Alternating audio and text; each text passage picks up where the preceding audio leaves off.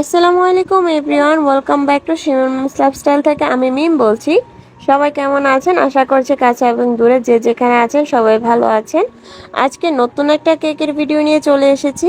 তো এটা হচ্ছে খুবই সিম্পল একটা স্কোয়ার কেকের ডিজাইন আপনাদের সাথে শেয়ার করব, সাথে এই কেকের রেসিপিটাও। কিভাবে আমি 4 ডিম দিয়ে 2 পাউন্ডের একটা কেক রেডি করলাম, তাও আবার ডেলিভারি দেওয়ার জন্য, সেটাই শেয়ার করব। তো এখানে আমি 4টা ডিম নিয়ে নিয়েছি, যেহেতু 2 পাউন্ডের একটা কেক তৈরি করব, তার জন্য এখানে বড় সাইজের 4টা ডিম নিয়েছি। তারপরে একটু বিট করে নিচ্ছি হ্যান্ড বিটার দিয়ে। তো 10-15 সেকেন্ড বিট করার পরে আমি এখানে চিনি ইউজ করব।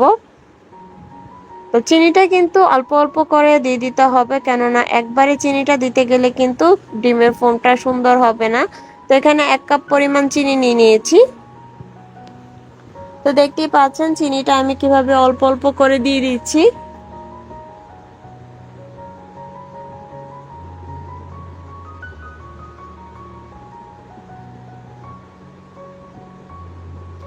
তো চিনিটা ভালো করে দিয়ে আমি একটু বিট করে নিব আর কি। তো দেখতেই পাচ্ছেন ডিমের মানে হলুদ হলুদ অংশ থেকে কিভাবে একটু ফেনা ফেনা হয়ে একটু ফোমের মতো হয়ে যাচ্ছে। তো ঠিক এরকমই আস্তে আস্তে বিট করতে করতে ডিমের ফোমটা কিন্তু সুন্দর হয়ে যাবে। তো এটা আমি ভালো করে ডিমটা বিট করে নিচ্ছি। যতক্ষণ না পর্যন্ত আপনার ডিমের ফোমটা হবে ততক্ষণ কিন্তু আপনাকে বিট করতে হবে। আর হ্যাঁ, অবশ্যই বিটারটা কিন্তু থামিয়ে থামিয়ে করবেন, না হয় কিন্তু বিটার নষ্ট হয়ে যাবে। তা আমার কেকের ফোমটা কিন্তু অলরেডি মানে কিছুটা হয়ে এসেছে। এখন আমি এখানে ভ্যানিলা এসেন্স ইউজ করব, প্রায় 1 চা চামচের মতো ভ্যানিলা এসেন্স দিয়ে দিলাম। দিয়ে আবারও কিছুক্ষণ এটাকে বিট করে নিব।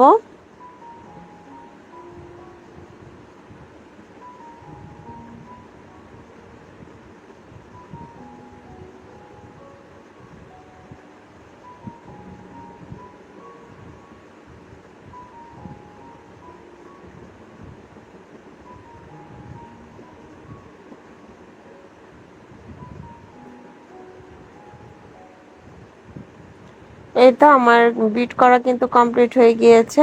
তো এখন আমি এখানে ময়দা দিয়ে দিব। ময়দার সাথে সামান্য পরিমাণ মানে 1 পিঞ্চের মতো আমি একটু বেকিং সোডা দিয়ে দিলাম।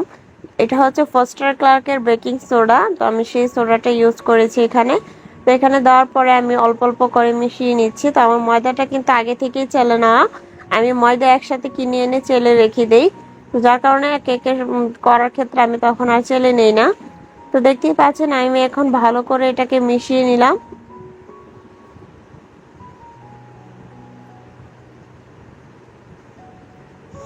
তো এখন এখানে 8 ইঞ্চি সাইজের একটা মোল্ড নিয়ে নিয়েছি, স্কোয়ার মোল্ড। এখানে আমি ব্যাটারটা ঢেলে দিব।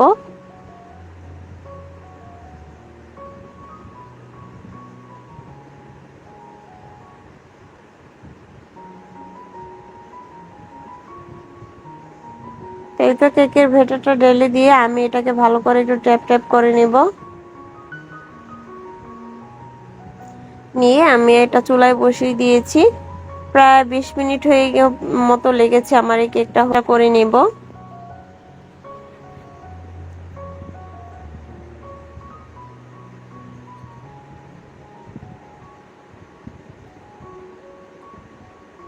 তো এই কেকটির অর্ডারটা কিন্তু আমার খুবই আর্জেন্ট ছিল। দুপুরে 10টার দিকে এসে বলে গিয়েছে যে এটা বিকেলবেলা নিয়ে যাবে।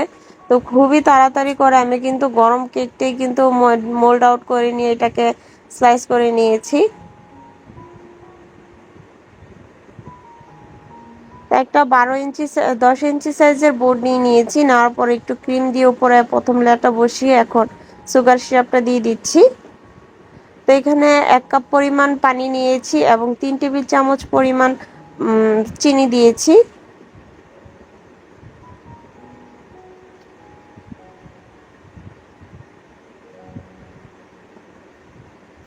দেওয়ার পরে আমি ভালো করে সুগার সিরাপটা দিয়ে দিলাম।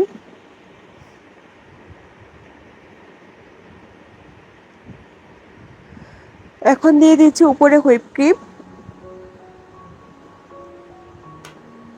হুইপ ক্রিমটা দিয়ে আমি চারো সাইডে ভালো করে দিয়ে দিব।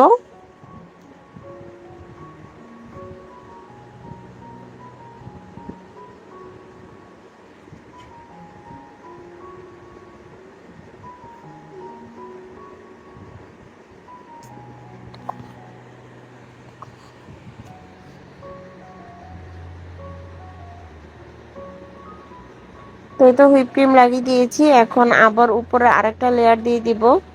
যেহেতু 3টা লেয়ার করেছি, তো প্রতিটা লেয়ারে দিয়ে দিব।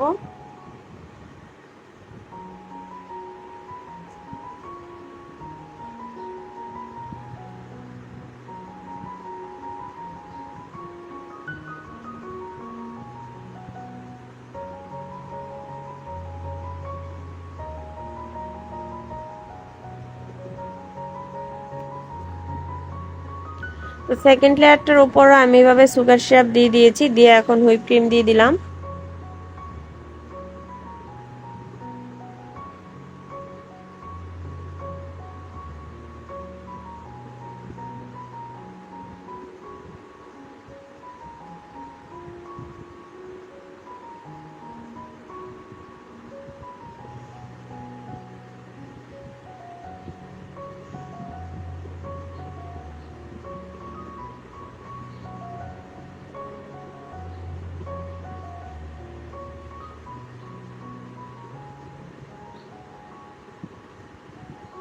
এখন আমি 3 নম্বর লেয়ারটা দিয়ে দিব।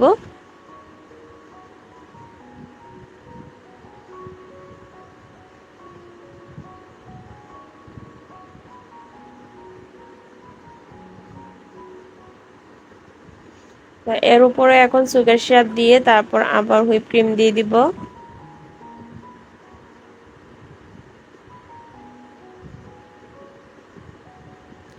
তো আমাদের বাসায় তৈরি কেকগুলা কিন্তু খুবই যত্ন সহকারে তৈরি করা হয়, যার কারণে প্রাইসটা একটু বেশি আসে। যারা বেকারি থেকে কেক নেন তারা হয়তো কম দামে পেয়ে যাবেন, কিন্তু এত একটা স্বাস্থ্যকর হবে না ডালডা দিয়ে তৈরি করে। আমরা কিন্তু কোনো রকম ডালডা দিয়ে কোনো কেক তৈরি করি না।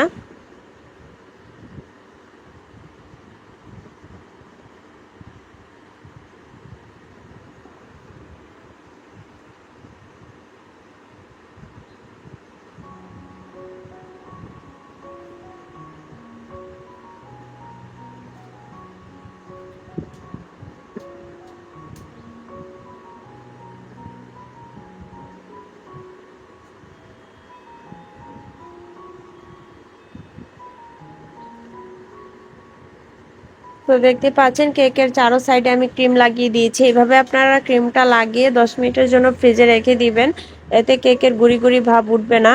তো আমি কিন্তু ফ্রিজে রাখিনি, আমার যেহেতু আর্জেন্ট অর্ডার ছিল আমি তাড়াতাড়ি করে ফেলতেছিলাম। তো একটা পাইপিং ব্যাগের মাথা একটু কেটে এটার ভিতরে আমি হুইপ ক্রিম নিয়েছি, নেওয়ার পর এভাবে চারো সাইড দিয়ে দিয়ে দিচ্ছি, এতে করে কেকের ফিনিশিং সুন্দর আসে।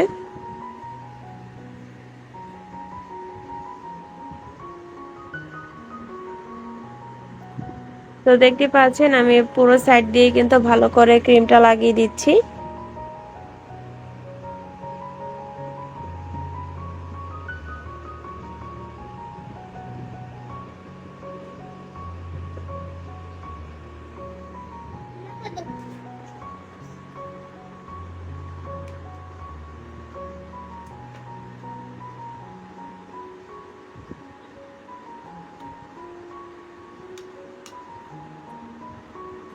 এখন একটা প্যালেট নাইফ দিয়ে আমি ভালো করে কেকের চারো সাইড দিয়ে আমি ভালো করে ক্রিমটা সমান করে নিচ্ছি, যেন ভিতরে কেক দেখা না যায়।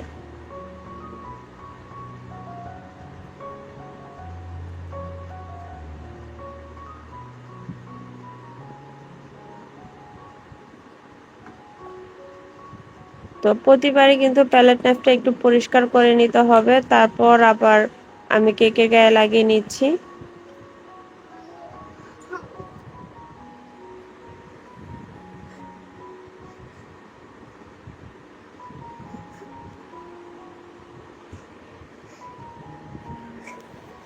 তো দেখতেই পাচ্ছেন কেকের ফিনিশিংটা কিন্তু প্রায় চলে এসেছে। এখন উপরটা একটু সমান করে নিব।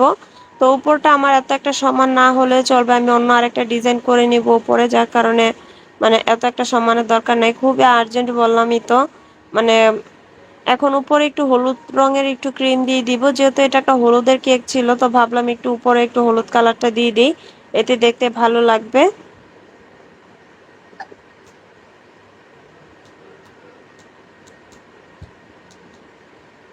তো এখন কিছু রোজ বানিয়ে নিচ্ছি। তো বড় সাইজের নোজ নজেল দিয়ে আমি এই রোজগুলো বানিয়ে নিচ্ছি। তো দেখতে পাচ্ছেন কিভাবে বানালাম। তা আসলে আমি এত একটা খেয়াল করিনি যে ক্যামেরাতে দেখা যাচ্ছিল না ভালো করে। তাই তো এরকম ভাবে কয়েকটা রোজ তৈরি করে আমি কেকের দুই কোণায় দিয়ে দিব।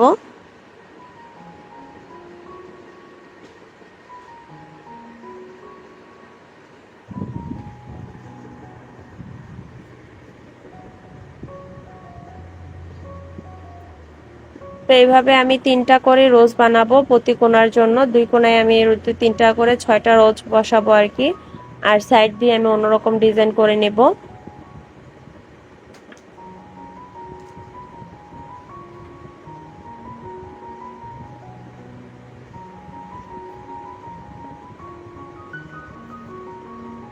আজকের এই কেকের ডেকোরেশনটা আপনাদের কাছে কেমন লাগলো অবশ্যই কিন্তু কমেন্ট করে জানাবেন।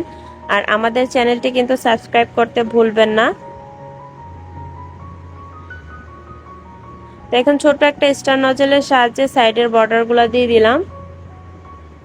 এই ছোট সাইজের স্টার নজলটা দিয়ে আমি নিচের বর্ডারটাও দিয়ে দিব।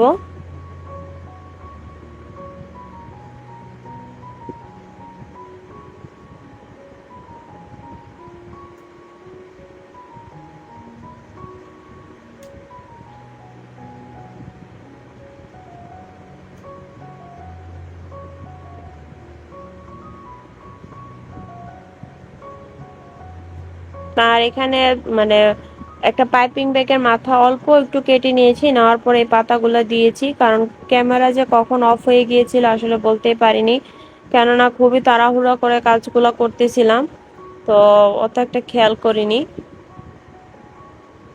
তো আজ এ পর্যন্তই, সবাই ভালো থাকবেন, সুস্থ থাকবেন।